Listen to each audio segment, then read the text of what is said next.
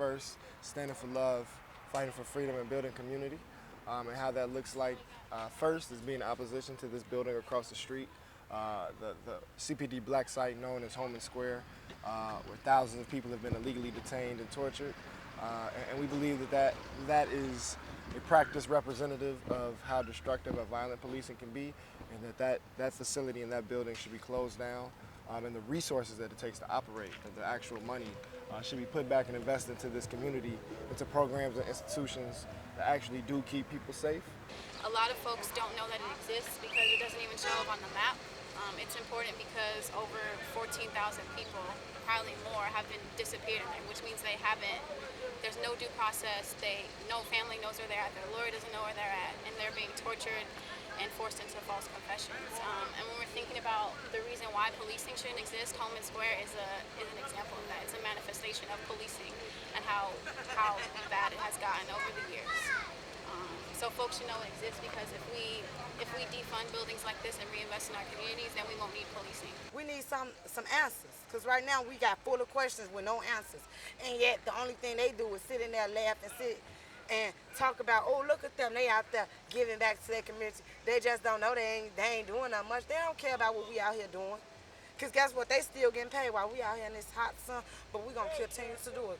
Because the more people we get out here, the more people we get to come see us. And the more people we get to come see us, the more our voice is heard. The more our voice is heard, the more they're going to have to think about what they doing. By entering this space, I agree to love myself and I agree to be accountable for what I do and say.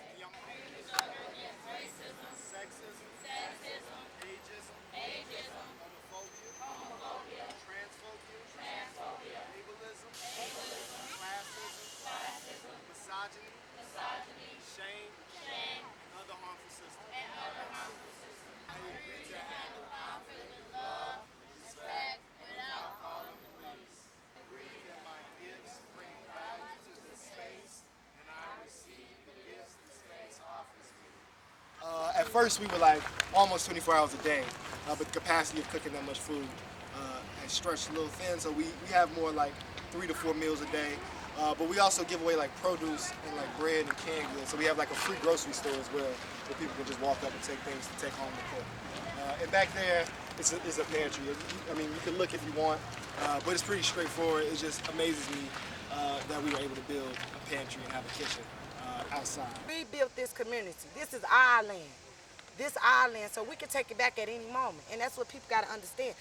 We got to say something. We can't just sit there and talk about it amongst each other and not stand out and tell these people on themselves that what's going on is not right. And I got 6 brothers and sisters, and my daughter out here, she's 5 years old. She don't know nothing that's going on, but she knows she's fighting for her rights, because her mom tell her every day, like, you have a voice and it should be heard. I don't care if you feel like you're the only one feel that way. But if someone else hear what you feel, maybe they feel that way, but they too scared to say something. So if you say something, maybe it'll inspire the next person to say something. So I feel like everybody's voice is supposed to be heard. So if you stand out here and you say the same thing, somebody gonna listen eventually. Somebody gonna listen to us. This is our 13th day. We're gonna get us some answers. To create with our young people. So maybe Jennifer can help get some materials out and spend 5-10 minutes having a conversation with somebody on my neck or somebody on our back or somebody running around, because we spent a lot of time talking to y'all. That was a lot of time that they didn't get to get our attention. So our goal is to use this site or this occupation as a way to stretch the radical imagination, to start to envision what do we need, what will it take to create a world without police and without prisons, because they have never kept specifically black people safe, but it's born out of such a violent history that I don't believe that it serves the purpose that our society believes it to do. So we're building an entirely new world. So we're building a world where we don't have police, we don't have prisons, which means we don't have folks in jail, and we don't have folks being incarcerated for no reason. So what we're trying to do is we're trying to center a world where community and resistance will get us what we need, right? So all of this is happening because of community. All of this is happening because people coming together.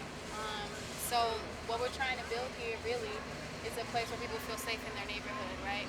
A place where kids can come and paint and do art and be politicized, learn about Fred Hampton, learn about the Black Panthers. So we're really just trying to build a community